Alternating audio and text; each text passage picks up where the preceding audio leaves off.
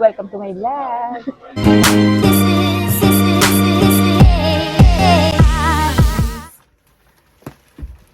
So, nag-aayos tayo ngayon. Or actually, ready na ako.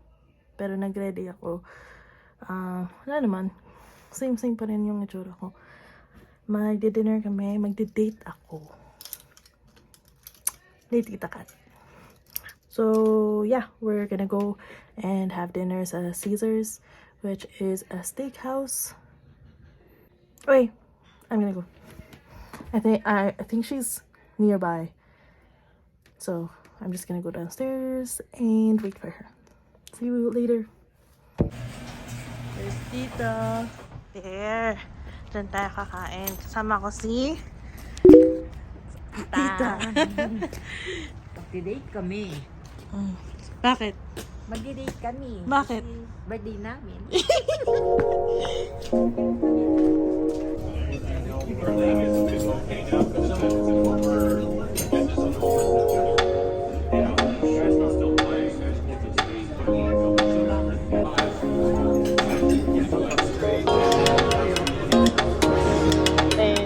Tingnan niyo yung steak dun sa likod.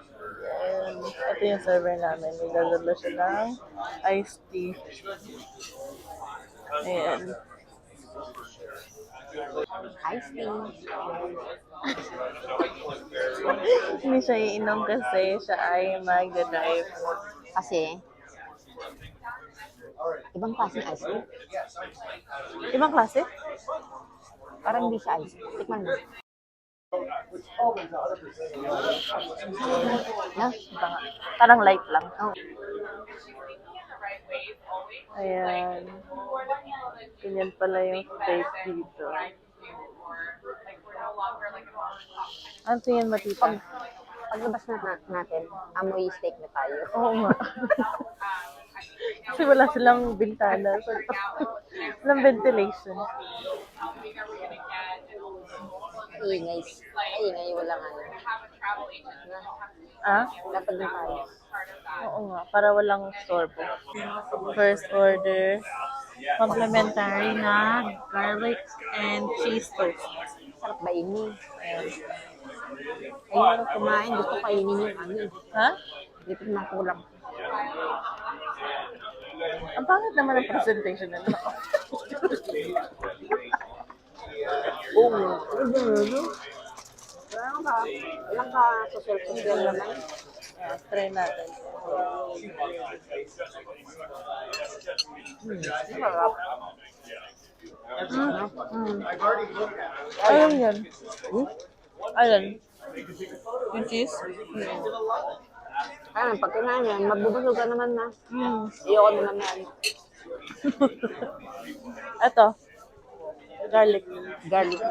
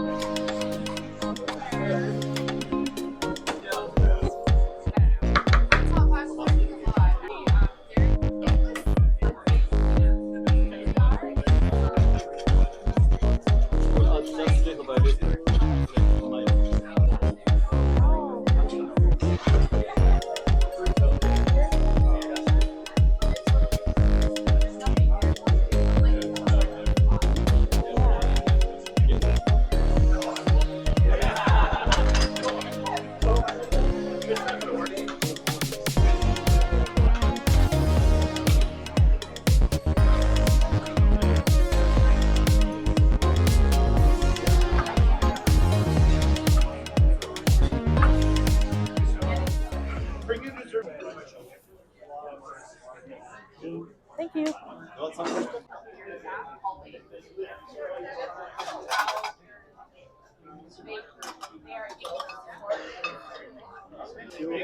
Thank you. Ito yung filet mignon. Tapos yung sa'yo, Tita? New York, di ba? New York. Medium. Rare. Medium rare.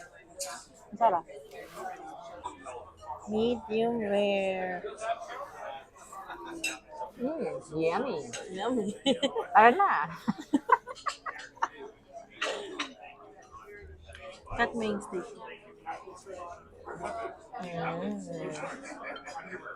Ang ganda tita. Ang ganda ng luto. Tingnan mo. No? Okay ba yan sa'yo?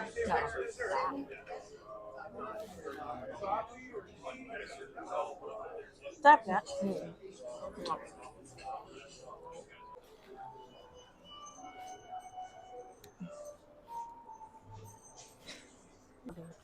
Mag-i-snow na naman. So, tita, Hmm. paano ka ba nakapunta ng Canada? Sumakay ako ng aeroplano.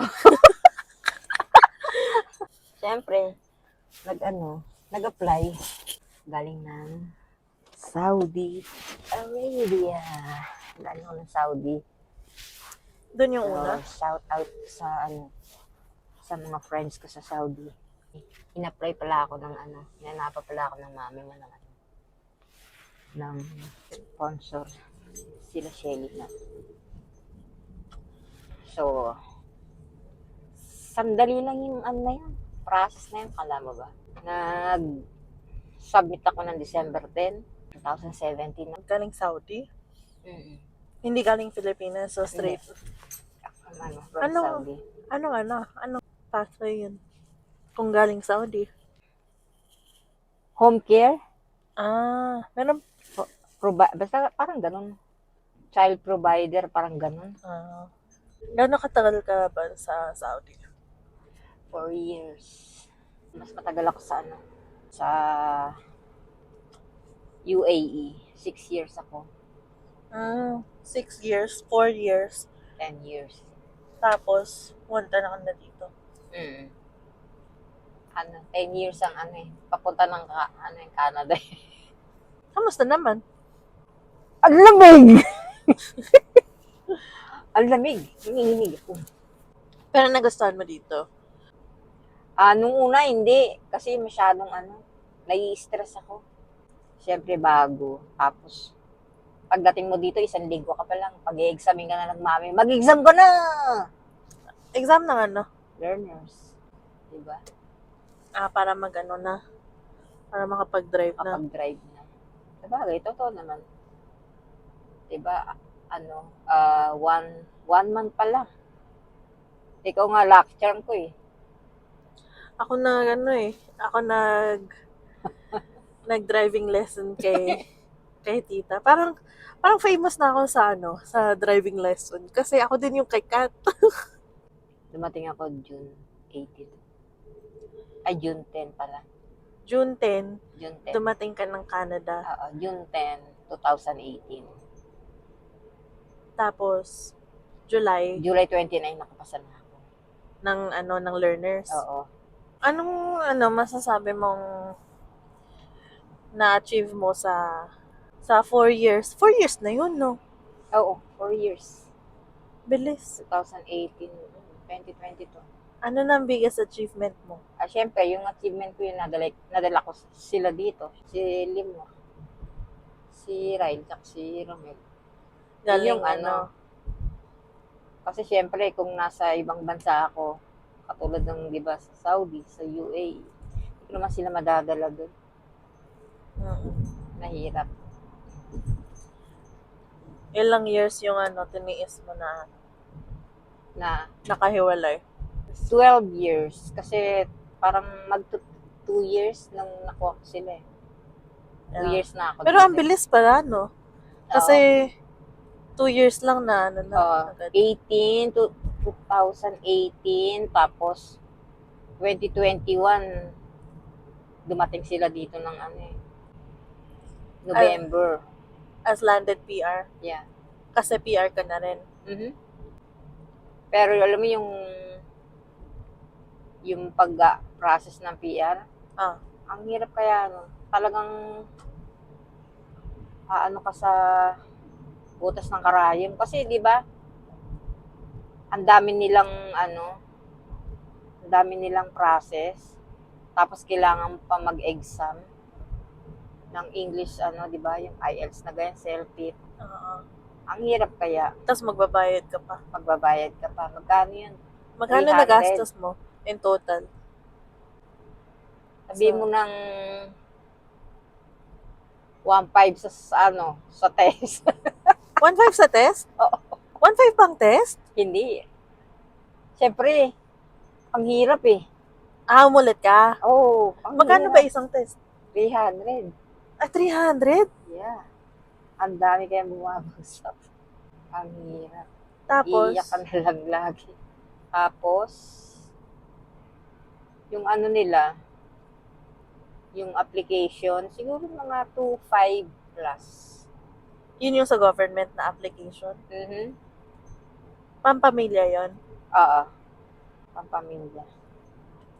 Mahal, no? Tapos, Okay, so nasa 4,000 ka na ngayon. oo. Tapos, Yun lang yata. grabe. Anong pinaka-challenging? Challenging. Oo, Yun sa nandito, sa alin? 4 years. Sa 4 years mo nandito, anong pinaka-challenging na na pagdaanan mo? Ayun nga, yung ano, Yung pagkuha PR? ng ano, ay hindi, okay lang yun, yung mag-e-exam ka lang mag-e-exam.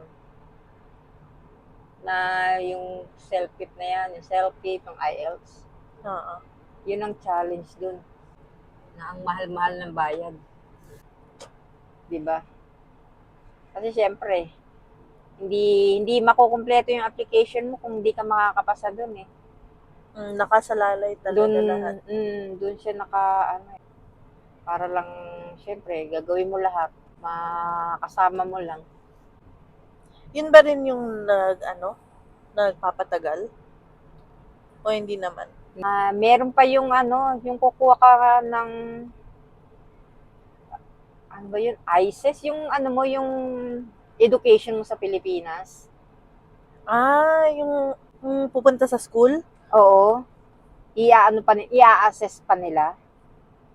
Yun, ang tagal din nun. Parang inabot din ng 1 taon yata yun. Ay, talaga ba? Ang tagal. Kasi antayin mo yun sa school eh.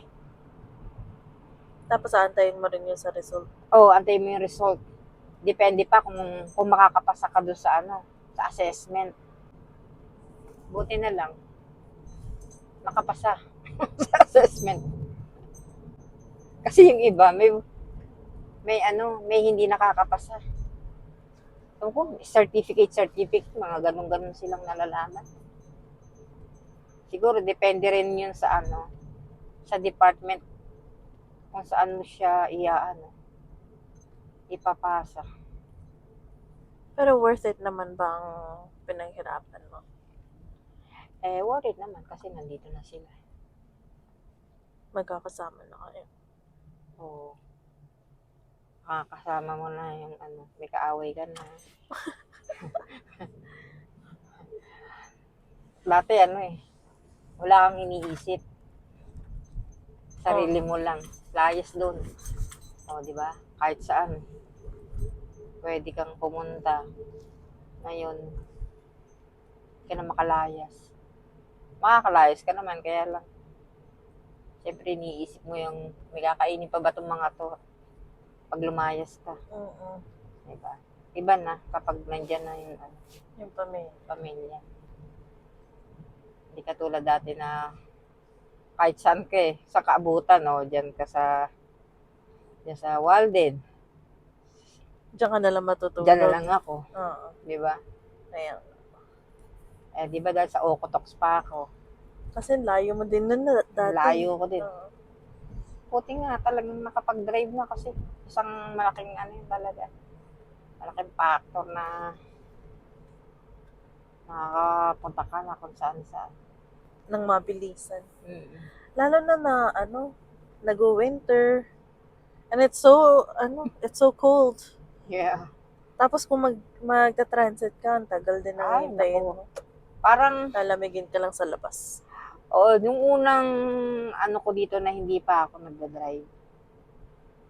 Punta ako ng South Center, Nag-bus lang ako galing ako sa inyo. Punta ako Hindi ko naman alam na pag holiday, mas matagal. Mas matagal. Alam mo, nandun ako sa sa Somerset. Yung paa mo na namamanhid na sa sobrang lamig. Sumakay na lang ako ng bus, tapos bumaba ako sa Walmart. Kasi hindi ko na kaya yung Tapos dun ka na lang Yung sa bang, Walmart oo, nag-intay. nag-antay, tapos sinundo yata ako nila mami mo. Kasi ang tagal ng ng Ng bus. Oo, holiday. Yun ang dun. Tapos nagkasakit ka pa kasi sobrang lamig. Nagkasakit ka ba? Nawalan pa nga ako ng boses eh. Pero wala pang hindi pa uso COVID. Wala, dahil yun sa nag-a-adjust ka pa sa sa Ay, lamig. bago ka pa lang nun. Bago pa lang ako noon. Mahirap kasi galing ka sa sobrang init eh. Oo nga. Extreme, di ba? Mm. Tapos biglang sobrang lamig. Yung sobrang init na talagang kala mo para kang Magme-melt ka nasa na. para kang nasa pugon. Alam mo yung pugon? Yung parang inaano ng pandesal. Yung pinapasok ka ng Yun, yung sobrang init. Grabe.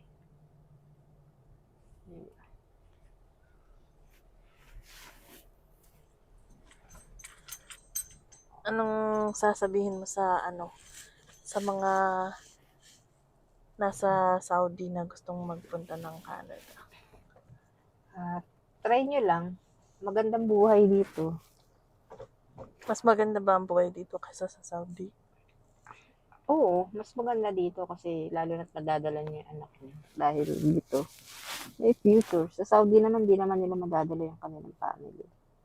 Para lang yun sa trabaho lang talaga at babalik ka sa pinagmulan mo. Pero dito, sa Canada, trabaho ka, madadala mo pamilya mo. Parang dito ka na talaga magsasettle. Settled ka na talaga. Masaya. Malamig.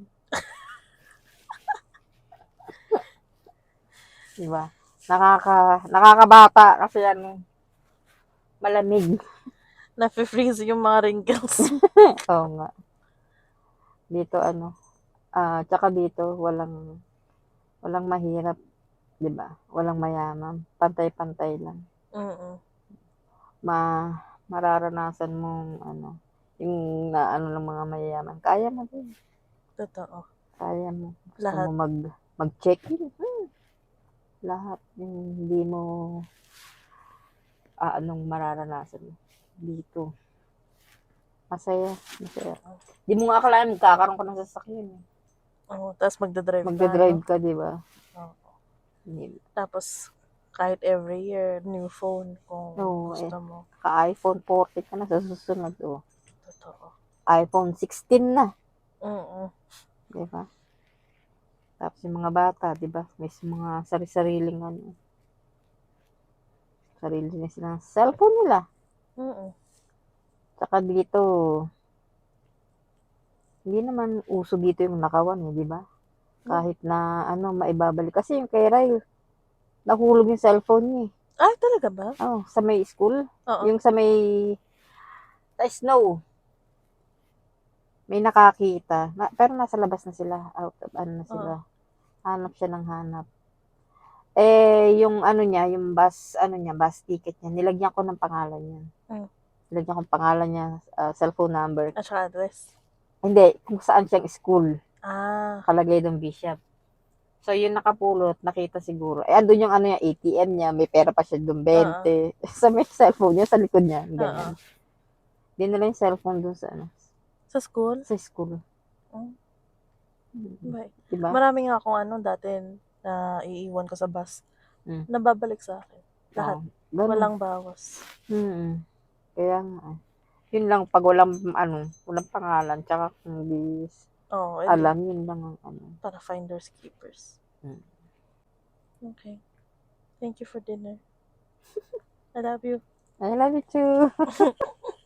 Hoy, sa lahat ng nag-subscribe sa pamangkin ko kay Kim Kat, thank you. Baka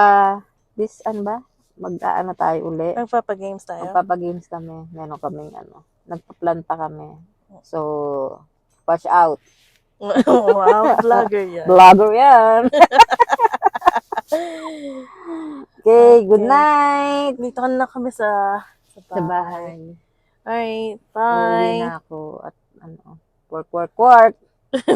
Tomorrow. Yun lang ang dito is work. Lagi, no? Lagi, oh. Hindi pwedeng tambay. Pero masaya naman. Yeah. Mas maganda yung nag-work kesa, Walang ginagawa. na, Okay, bye. bye.